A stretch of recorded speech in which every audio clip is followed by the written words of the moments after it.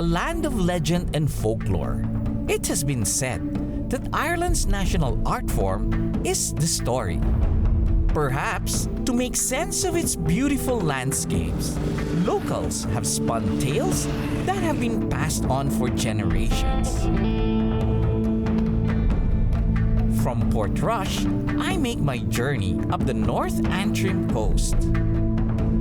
Perched on a headland that plunges straight into the sea, the Dunluce Castle was built in the 13th century on a site that used to be a Viking fort.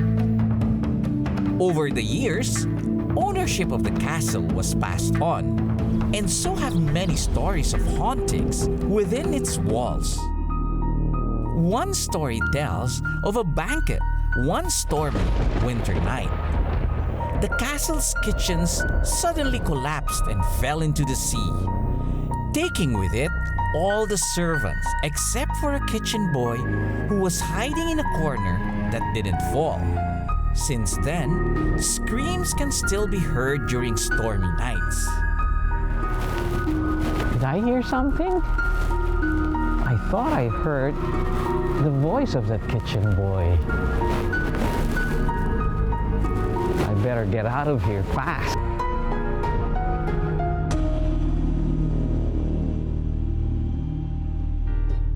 Escaping Dunluce Castle's ruins led me to the path where they say giants used to walk. 40,000 interlocking basalt columns make up this World Heritage Site. They say that these rocks were formed by volcanic eruption some 50 million years ago. The hexagonal pillars are a result of thick molten lava shooting up from the ground, cracking and cooling down over a long period of time. As ice melted over the region, it exposed these ancient columns carved by nature.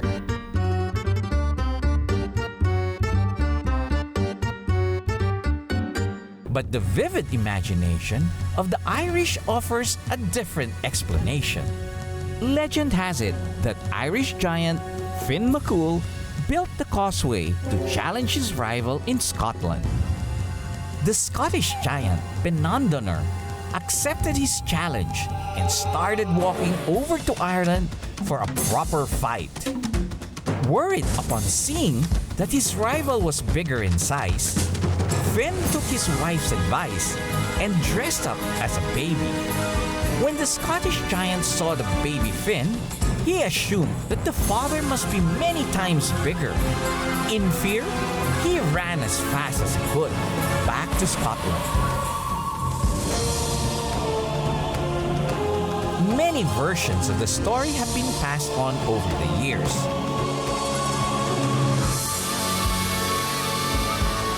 But many Irishmen would agree that a victory like Finn MacCool's should be celebrated with some good old Irish whiskey. Here in the Bushmills area is Ireland's oldest distillery. Whiskey is said to have originated in Ireland, brewed by Irish monks in the 11th century. So Neil, I hear that Bushmill is one of the most popular here in Ireland. It's a very, very famous Irish whiskey, you're absolutely right. And we're very, very proud of our history here at Bushmills. Yes. Our history dates back to 1608, in the time of King James I. And this area on the north coast got a license to distill from him. So is it important to have a certain temperature for this barrel? No, we like a variation in temperature. It changes the spirit different ways depending on the temperature. The old Bushmills is one of the remaining distilleries left in the area, and I got to try some of its famous blends. You're welcome. Smell the fruity taste in it already. Yeah, so just have a sniff. Oh, that's rich. So there's all sorts of smells in there. Yes. Look at the colour of that. Isn't it gorgeous? You can see the legs on it. That shows that's a full-bodied whiskey. You see how long it's taken to go down the glass? Curved down. That's a full-bodied whiskey. So have a sip.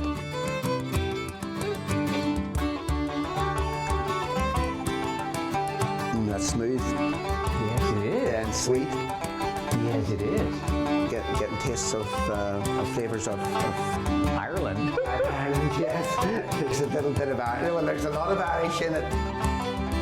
After tasting the whiskey, Neil wanted me to try a tradition for new guests. I think That's perfect. Yeah, perfect.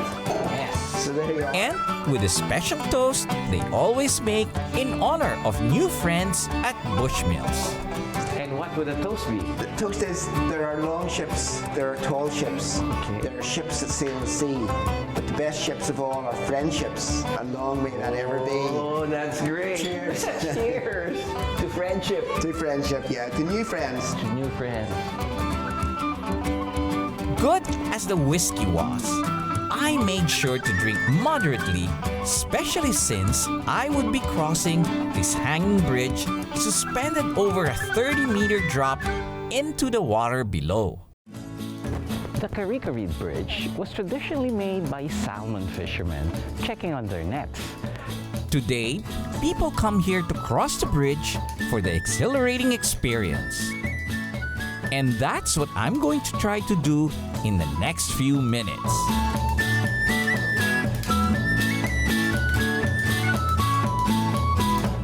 It's very different from the way I'm used to seeing things from above while sitting on an aircraft. I must admit that my feet got a little shaky. But as soon as I've gotten past that, the views were very rewarding.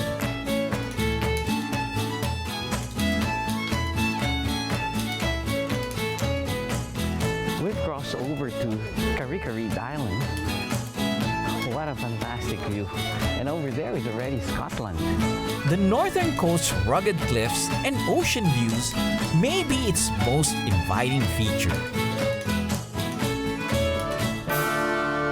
And for this reason, the eccentric Earl Bishop of Bristol, Frederick Hervey, built a temple on the cliffs near Castle Rock. The Mussenden Temple was built by the Bishop of Derry in 1785 as his summer library.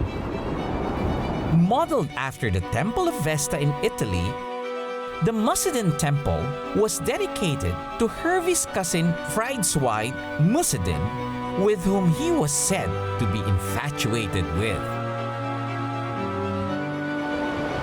The spectacular view from the temple stretched to County Donegal to the west, and Castle Rock, Portrush, and the River Bann to the east. In the same estate is the Earl Bishop's residence, Downhill Castle. It once housed his big collection of rare art and antiquities brought back from his tours of Europe.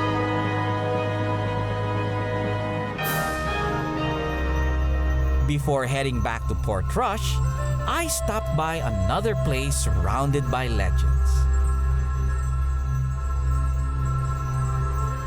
These beech trees were planted by the Stuart family in the 14th century.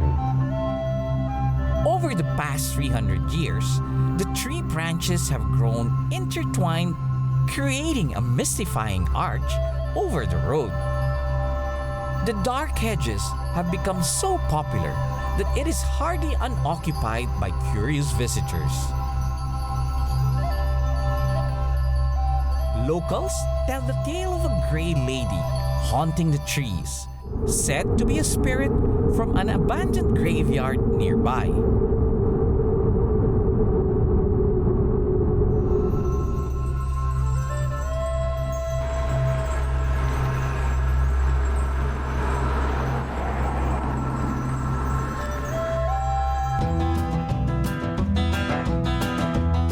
Seeing the places that inspired Northern Ireland's fascinating legends truly helped bring the stories to life.